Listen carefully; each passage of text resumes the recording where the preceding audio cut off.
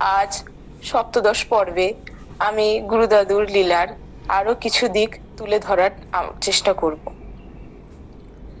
2023 সালের অক্টোবর মাসে পুনরায় গুরুদাদুর শিউরি উৎসব হয় এবং সেটি হয়েছিল মনোজ ব্যানার্জি এবং বৈশাখী ব্যানার্জি, অর্থাৎ আমাদের মনোজদা এবং বৈশাখীদির ঘরে। শুরু হয়েছিল উৎসব 2023-এর 8ই অক্টোবর থেকে স্টার্ট হয়েছিল এবং বিভিন্ন ধাপে ধাপে হয়েছিল। কারণ প্রথমে কথা ছিল যে গুরুদাদু কেবলমাত্র 8 তারিখ থেকে 12 তারিখ এই এতদিন পর্যন্তই থাকবেন, তারপরে 13 তারিখ থেকে পুনরায় তিনি কলকাতার উদ্দেশ্যে রওনা দেবেন। তো সেই মতো ফার্স্টে 8ই অক্টোবর গুরুদাদু মনোজদাদের বাড়িতে পদার্পণ করলেন এবং সবাই দর্শন করতে গেলেন। গুরু ভাই গুরু বোন আমরা শিউরি যতজন আছেন তাদের মধ্যে আমার মা গেল।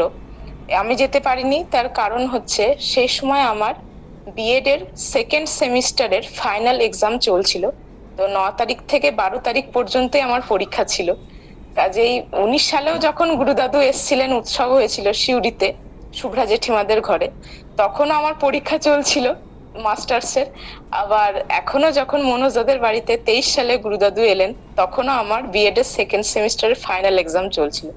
কাজে জাস্ট তার যেহেতু আগের দিন, ওই জন্য আমি যেতে পারলাম না আমার ইচ্ছা থাকা সত্ত্বেও। কেবলমাত্র আমার মা গুরুদাদুকে দর্শন করতে গিয়েছিল 8ই অক্টোবর। তো গুরুদাদুকে দর্শন করে আবার চলে এলো, বাড়ি ফিরে এলো। তো পরের দিন 9th অক্টোবর থেকেই তো আমার সেকেন্ড সেমিস্টারের ফাইনাল এক্সাম স্টার্ট হলো। 4 দিনের পরীক্ষা রয়েছে। যেহেতু প্রথম দিন পরীক্ষা দিতে গেলাম, তো আমাকে যথারীতি পাঠিয়ে মার মানে একটু দেরি হচ্ছিল, যেহেতু সকাল থেকে কি হচ্ছে মানে একটা তো প্রিপারেশন থাকে যে যেহেতু আমাদের মানে আউট অফ শিউরিতে এক্সাম সেন্টার পড়েছে, তো সেখানে গাড়ি করে আমরা যাব আর কি। তো সেটার একটা প্রিপারেশন থাকে। তো মা সমস্ত কিছু প্রিপেয়ার্ড করে আমাকে একদম মানে আমি রেডি হয়ে যথারীতি প্রতিদিনই বেরিয়ে যাচ্ছিলাম। তো এবার গুরুদাদুর কাছে পৌঁছাতে পৌঁছাতে মায়ের কিন্তু বেশ কিছুটা দেরি হয়ে যাচ্ছিল। তো এইভাবে মোটামুটি 9 তারিখ গেল, 10 তারিখ গেল, 11 তারিখ গেল। 12 তারিখে আমার এক্সামের একদম লাস্ট দিন ছিল এবং সেদিনকেই কিন্তু মনোজদাদের বাড়িতে একটি বিষ্ণু সত্যনারায়ণ পুজো এবং তার সাথে যজ্ঞ অনুষ্ঠান হয়। তো সেই যজ্ঞ অনুষ্ঠানের চলাকালীন সেই দিনটাতেই কিন্তু দুটি আকস্মিক ঘটনা ঘটে। একটা ঘটেছিল যে আমার মা শুনেছিল গিয়ে মনোজদাদের বাড়িতে যে বৈশাখীদি হঠাৎ করেই কিন্তু পা স্লিপ করে মানে ওদের যে দোতলা থেকে জাস্ট নামার সময় যে সিঁড়ি রয়েছে সেই সিঁড়ি থেকে গড়িয়ে গড়িয়ে একদম নিচে পড়ে গিয়ে স্টেয়ার কেসে পড়ে যায়। মানে এতটাই ফ্যাটাল হয়েছিল যে হয়তো কোনো বড়সড় কোনো কিছু আঘাত বা দুর্ঘটনা ঘটতে পারতো, কিন্তু গুরুদাদুর কৃপাতে আমাদের গুরুদাদুর কৃপাতে কিন্তু আমার বৈশাখীদের কোনো কিছু রকম কোনো ঘটেনি। বৈশাখীদের ঠিকঠাকই ছিল। এবং আরেকটি ঘটনা ঘটে, সেটা হচ্ছে যে আমি জাস্ট তখন মানে রেডি হয়ে এবার বেরুবো আর কি। ঠিক সেই সময় তো আমাদের ঘরের আশপাশে কি হয়, আমাদের মোটামুটি কিন্তু জায়গাটা যেহেতু যদিও শহর হওয়া সত্ত্বেও তা গোমাতা মানে অর্থাৎ গাভী মাতা, গরু, কুকুর, ছাগল ইত্যাদি কিন্তু প্রাণী মাঝে মাঝে আমাদের ঘরের আশেপাশে আসে, প্রতিদিনই আসে। এবং মা প্রতিদিন গোমাতাদেরকে রুটি দেয় এবং ভাতও দেয়, অন্ন সেবাও দেয়। তো রুটি খাওয়ানোর সময় গোমাতাদেরকে রুটি খাওয়াতে গিয়ে সেই সময় কি হয়, আমাদের ঘরের যে একদম বাইরের সিঁড়ির যে কোলাপসিবল গেট, সেই গেটটিতে হাত দিয়ে আমার মা দাঁড়িয়েছিল। এবার হাতটিতে মানে দাঁড়ানোর সময় কিন্তু লক্ষ্য করেনি যে সেই কোলাপসিবল গেটের ফাঁকেই কিন্তু একটি গিরগিটি লুকিয়ে রয়েছে। এবার মা যথারীতি একটু মানে হয় না দাঁড়ানোর সময় যে মানুষের প্রেসার দিয়ে দাঁড়িয়ে থাকে যে যাতে গোমাতাকে মানে খাওয়াচ্ছে যখন, তো সেই সময় হঠাৎ করেই দেখে যে মায়ের হাতে হঠাৎ তীব্র জ্বালা, মানে অর্থাৎ গিরগিটিটি কিন্তু ভয় পেয়ে কামড়িয়ে দিয়েছে। এবং মা সঙ্গে সঙ্গে এসে বলতে শুরু করে যে আমাকেও বলে এবং বাবাকে বলে যে এই দেখো গো আমাকে গিরগিটিতে কামড়িয়ে দিল। এবার আমরা তো প্রচন্ড চিন্তার মধ্যে পড়ে গেলাম, কারণ সাধারণত ভাবে জানি যে গিরগিটি অত্যন্ত নিরীহ প্রাণী, এরা তো সহজে কাউকে কামড়ায় না। কিন্তু এইভাবে আর কি মানে ও অ্যাকচুয়ালি ভয় পেয়ে গেছে প্রচন্ড, কারণ ওইভাবে কোলাপসিবল গেটে হাত দেওয়া হয়েছে, তো ওর চাপ লেগেছে, সেই চাপের ভয়ের কারণে হয়তো ওই কামড়ানো জিনিসটা করেছে। এবার এটা তো যতই যাই হোক একটা এরকম প্রাণীর কামড়, তো এটা তো একটা বিশ্বের ব্যাপার রয়েছে। তো কি করা যায় কি করা যায়, তো সেই সময় মা কিন্তু মামনি পিসিকে ফোন করেছিল। আমরা তো সে সময় ঘরেই ছিলাম, আমাদের ঘরে যেহেতু আমি পরীক্ষার জন্য বেরোবো, আর তখন তো অলরেডি কিন্তু বিষ্ণু যজ্ঞ চলছে। তো মামনি পিসি বলে যে একটা কাজ করো, যে পারলে ইনজেকশন নিয়ে নাও, বাবা বলেছেন ইনজেকশন নিয়ে নিতে। তো মা বললো বেশ ঠিক আছে। তো সেই মতো আবার যোগাযোগ করা হলো। যাই হোক, গুরুদাদুর কৃপাতেই আমাদের ঘনিষ্ঠ একজনা রয়েছে, তো সে বললো ঠিক আছে আমি ইনজেকশন দিয়ে দেবো। তো মা ইনজেকশন নিয়ে নিল, আর আমিও পরীক্ষা দিতে তো চলে গেলাম। তো পরীক্ষা দিয়ে আসার পরে যথারীতি বিকেলের দিক করে আবার মনোজ দাদের বাড়িতে উপস্থিত হলাম গুরুদাদুকে দর্শন করার জন্য। কারণ গুরুদাদু 8 তারিখে আসার পর থেকে আমার পরীক্ষার কারণে আমি একদিনও দর্শন করতে যেতে পারিনি। তো একদম যেদিন পরীক্ষা শেষ হয়ে গেল সেদিনকেই দর্শন করলাম। এবং শুনলাম আরো যে আমাদের কলকাতা থেকে অসীম আঙ্কেল, সুব্রত আঙ্কেল, গণেশ জেঠু, সঞ্জয় সর্বজ্ঞ আঙ্কেল ইত্যাদি সবাই এসেছিলেন, কারণ এই নারায়ণ যজ্ঞ পরিদর্শন করতে। কিন্তু আমার ওনাদের সাথে দেখা করা হয়নি, তার কারণ হচ্ছে ওনারা সেদিনই 12 তারিখে দুপুর বেলায় হুল ধরে যথারীতি কলকাতার উদ্দেশ্যে রওনা দিয়েছিলেন। তো যাই হোক, উপস্থিত হলাম বিকেলের দিকে। তো গুরুদাদুকে নিয়ে সারাদিন পাঠ, নানা রকম আলোচনা এবং গান হলো, প্রচুর নানা রকম আনন্দ হলো। তো একটা ব্যাপার কিন্তু খুব ভালোভাবে আমি যতটুকু দেখেছি গুরুদাদুকে, তো যখন আমরা কেউ গান করি বা নৃত্য পরিবেশন করি বা যে কোনো কলা বা কৃষ্টি সংস্কৃতি, গুরুদাদু কিন্তু খুব মন দিয়ে সেটি দেখেন এবং খুব মন দিয়ে সেটি শোনেন। তো আমি যখন গান করছিলাম, গুরুদাদু কিন্তু চোখ বন্ধ করেই শুনছিলেন, আর আশেপাশে সবাই শুনছিলেন। তো গুরুদাদুর এই যে সমস্ত ভক্তদেরকে একটা আনন্দ দেওয়া, এবং ভক্তরা যা কিছু তাদের সাধ্য মতো যা কিছু করতে পারে আর কি, তাদের নিজস্ব যে সংস্কৃতি যা কিছু গুরুদাদুর সামনে একটু ফুটিয়ে তোলার চেষ্টা করে, গুরুদাদু কিন্তু সেটাকে খুব অ্যাপ্রিসিয়েট করেন। এটা সত্যি একজন প্রকৃত সদ্গুরু আমাদের গুরুদাদু কিরকম, সেটা দেখেই কিন্তু আমরা বুঝতে পারি। তো যথারীতি 12 তারিখ তো এরকম খুব আনন্দে কাটলো। 13 তারিখ তো গুরুদাদু আবার রওনা দিলেন কলকাতার উদ্দেশ্যে, এবং সেখান থেকে পুনরায় কিন্তু গুরুদাদু আবার ফিরে এলেন 18 অক্টোবর, আবার শিউড়িতে ফিরে এলেন। 18 অক্টোবর আমার জন্মদিন ছিল, তো যথারীতি সেদিনও গুরুদাদুকে দর্শন করে প্রণাম করলাম। পরের দিন 19 অক্টোবর ছিল মহাষষ্ঠী, আমার একটি গানের অনুষ্ঠান ছিল আমার গানের স্যারের তরফ থেকে, সেখান থেকে এসে আবার গুরুদাদুকে দর্শন করি। এবং 18-19 তারিখের পরে পুনরায় 20 তারিখ নাগাদ গুরুদাদু দেওঘরের উদ্দেশ্যে রওনা দিয়েছিলেন। সেখানে সপ্তমী অষ্টমী প্রথমে কথা ছিল যে গুরুদাদু নবমী দশমী পর্যন্ত দেওঘরেই কাটাবেন, কিন্তু যাই হোক গুরুদাদু হয়তো কোনো কারণে মত পরিবর্তন করে নবমীর দিন সন্ধ্যার বেলায় পুনরায় ফিরে আসেন, এবং নবমী দশমী আবার দর্শন করা হয়, গুরুদাদু শিউড়িতে আসেন যেহেতু।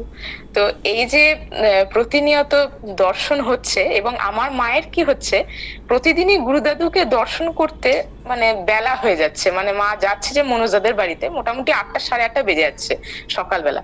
এবার মায়ের তখন মনে মনে হচ্ছে, একদিন বিকেলে আর কি যখন গুরুদাদুকে দর্শন করতে যাচ্ছে মনোজাদের ঘরে, তখন সিঁড়ি দিয়ে উঠছে আর কি, সিঁড়ি দিয়ে উঠতে উঠতেই মায়ের মনে হচ্ছে যে আমার মায়ের তো প্রতিদিন উঠতে মোটামুটি 5টা হয়ে যায়, ভোর 5টা। তো আমি যদি আরো আগে যদি আমি উঠতে পারতাম, আমাকে যদি কেউ উঠিয়ে দিত, তাহলে আমি বেশ আরো তাড়াতাড়ি গিয়ে বাবাকে দর্শন করতে পারতাম, এই তো দেরি হয়ে যাচ্ছে।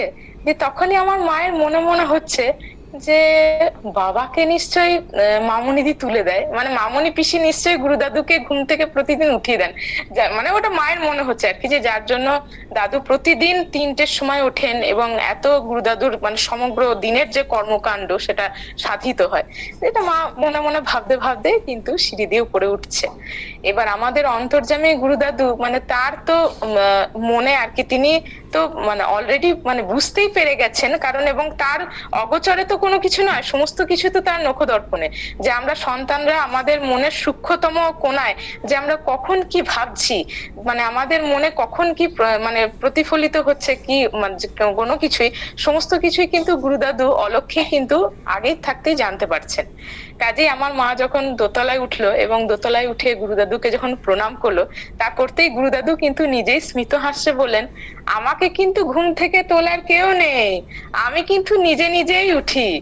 এবার এটা শুনে না মা একবারে স্তম্ভিত, যে মা যে মনে মনে ভেবেছে সিঁড়ি দিয়ে উঠতে উঠতে যে ইস আমাকে যদি কেউ ঘুম থেকে তুলে দিত, তো বাবাকে নিশ্চয়ই মামুনিদি তুলে দেয়, মানে এইটা কিন্তু দাদু আগে থাকতেই, মানে দাদুর তো সমস্ত কিছু আমাদের সকল সন্তানের যে মনের আনাচে কানাচে কি চিন্তা ভাবনা চলছে তার সমস্তই কিন্তু আমাদের দাদুর নখদর্পণে।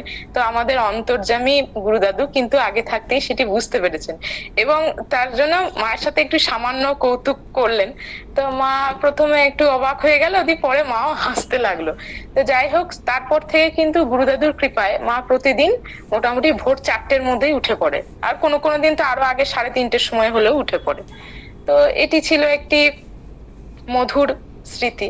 তো যথারীতি তারপরে আস্তে আস্তে তো শিউরি উৎসব শেষ হয়ে যায় এবং পুনরায় সেই বিষাদ ঘন মুহূর্ত যে গুরুদাদুর উৎসব আবার অন্য কোনো শহরে অন্য কোনো ভক্তের বাড়িতে হবে। গুরুদাদু তো যেখানেই যান, যে ভক্তের ঘরেই তো উৎসব হয়। তো যাই হোক, শিউরি উৎসব তখন সমাপ্ত হলো। তো এইভাবে 2023 সালের মনোজদাদের বাড়ির উৎসবের কথা তুলে ধরলাম এবং এরপরে আরেকটি ঘটনার কথা আমি উল্লেখ করছি, 2024 সালের অক্টোবর মাসের কথা। দিনটি ছিল 29শে অক্টোবর, ধনতেরাসের দিন। এবার ধনতেরাসের দিন তো একটি চরম শুভ দিন।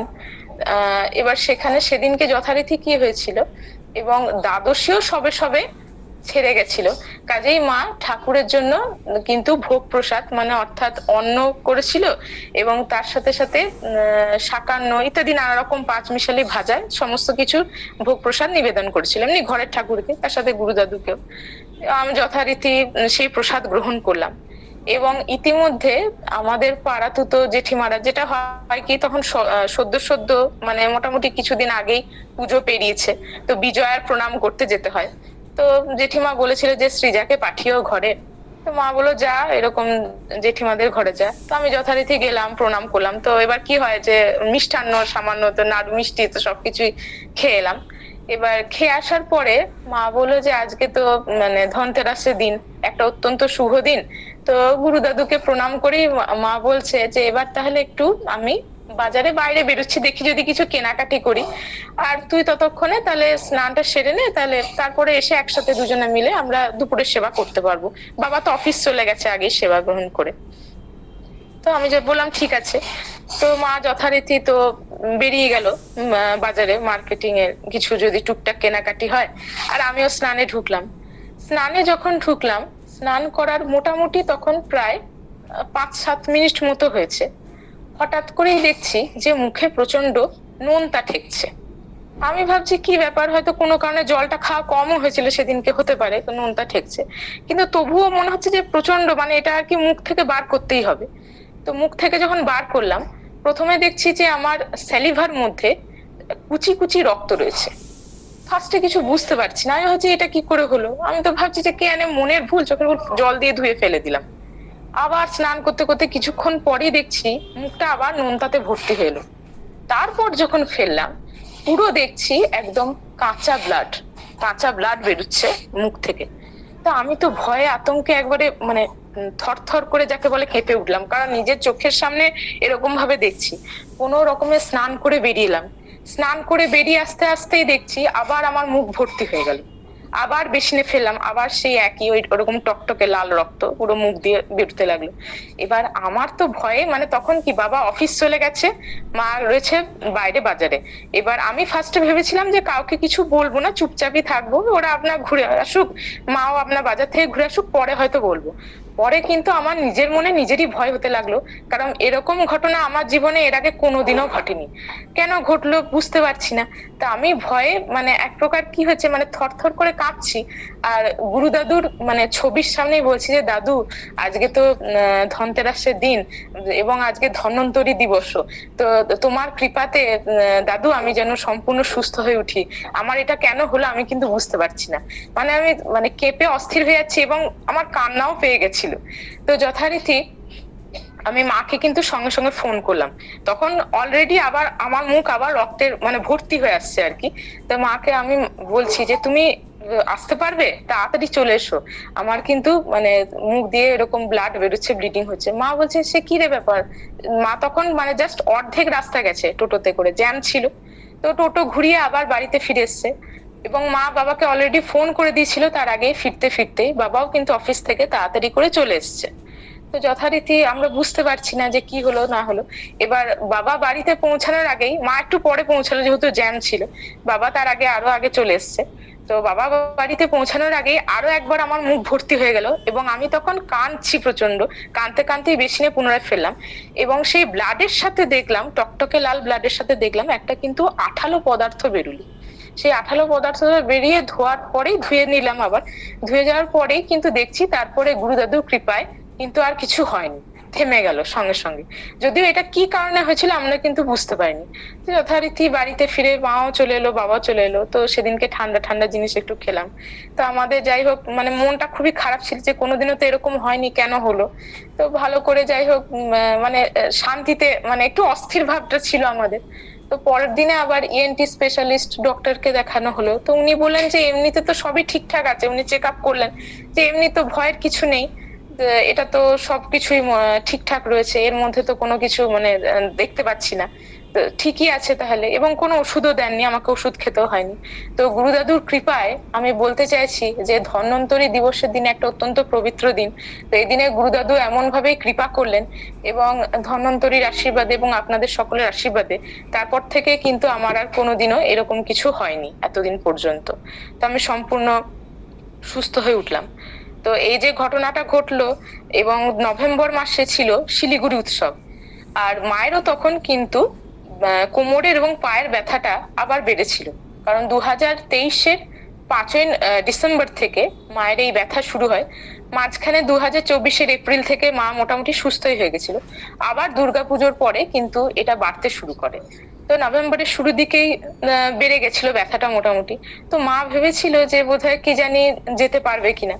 তো তারই মধ্যে একদিন শিলিগুড়ি উৎসবের আগে, তখন আমরা সিউড়িতেই আছি, তো মা স্বপ্নে হঠাৎ গুরুদাদুকে দর্শন করে যে গুরুদাদু কিন্তু ফুলের মুকুট পরেছেন এবং তার কণ্ঠে রজনীগন্ধার মালা শোভা পাচ্ছে এবং গুরুদাদু কিন্তু গাড়িতে রথের উপরে বসে কিন্তু মানে যেটা আর কি আমাদের হয় যে প্রসেশন, সেই প্রসেশন চলছে এবং আমাদের সকল গুরু ভাই বোনরা তারা কিন্তু সাথে সাথে যাচ্ছে, গুরুদাদুর জয়ধ্বনি দিচ্ছে এবং প্রণাম করছে।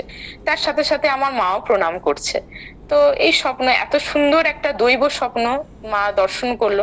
তারপরে পরের দিনে সকালে মায়ের মনে হচ্ছে যে কি জানি তাহলে কি শিলিগুড়ি যাওয়া আমাদের হবে না, কারণ মায়ের তখন শরীর খারাপ, ব্যথাটা বেড়েছে, কারণ তার জন্য কি গুরুদাদু এইভাবে স্বপ্নে দর্শন দিলেন। এবং অত্যন্ত আশ্চর্যের ব্যাপার যে গুরুদাদুর কৃপায় আমাদের তো শিলিগুড়ি যাওয়া হলোই।